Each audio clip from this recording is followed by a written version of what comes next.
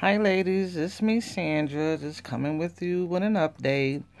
So, I finished my Letrozole on Friday and started taking my OPK on Saturday. I got a positive OPK this morning, so I went into the RE to have an ultrasound done so they can measure my follicles to see if they was ready for me to do the trigger site. And they also take blood work to see if the OPK was right. So the blood work was fine. So it does show that my progesterone is where it should be when you're ready to ovulate, and my LH is where it should be when you're ready to ovulate.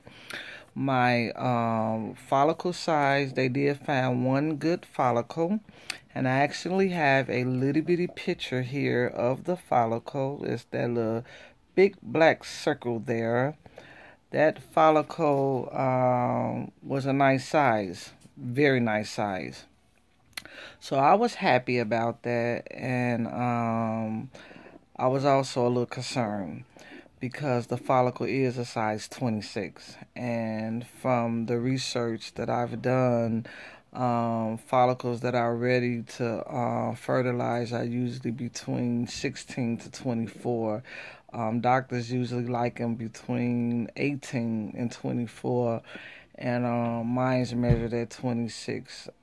I tried to do all the research I could to find out if anybody conceived with a follicle that large, and really no answers.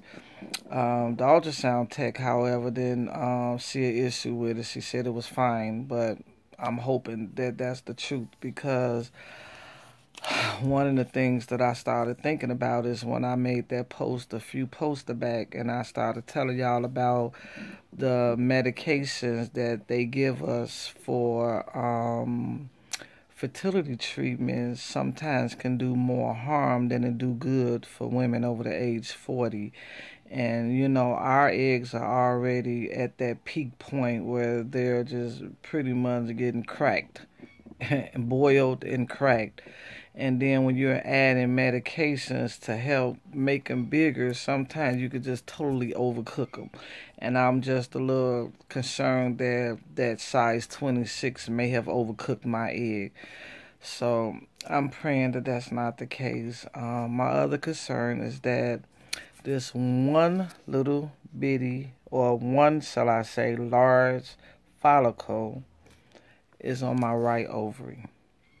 And if you guys recall, when I had my hysterosalpingogram, my left tube was open with no problems. The right tube, on the other hand, the dye went through it very slowly, and it didn't ever spill over. The doctor at the time didn't find anything wrong with it. He just left it alone. But at the time, he was thinking we was going to go with the IVF. And with the IVF, it doesn't make a difference. But when you're talking about IUI, it makes a difference. So I'm a little concerned that the maturity happened on the right side instead of the left side, because now it's no guarantee that I can get that egg fertilized. Now, my ultrasound tech tried to cheer me up by letting me know that her last patient, which was recent, she had a blocked right tube.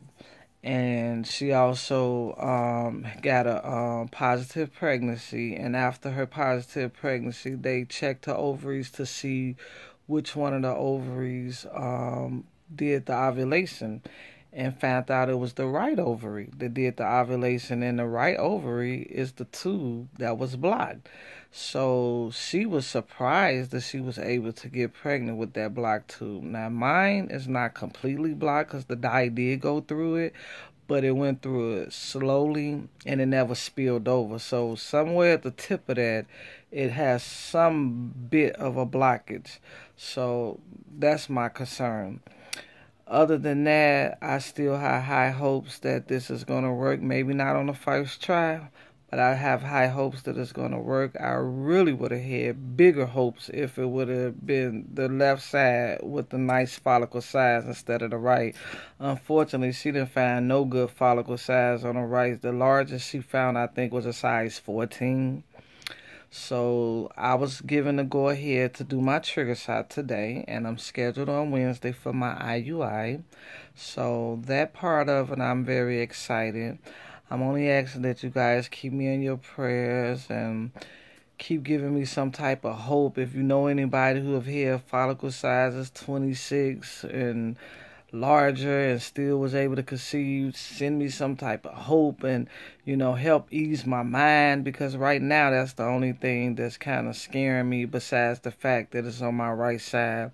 I'm going to hope that, that little small blockage somewhere in that tube is not going to stop me from conceiving, especially if the dye at least went through it. And it's been a different story if the dye didn't go through it at all. So that's a little bit of hope. But other than that, I don't have a choice, because that was the only side that matured the follicle that they needed. And so far as only one, which that's all it takes is one. I don't want no multiple birth at my age anyway. So I just wanted to get back with you guys. So after Wednesday, when I do the IUI and I find out what's the next step, I will get back with you guys and give you an update and let you know how things go, okay? In the meantime, keep me in your prayer. Bye.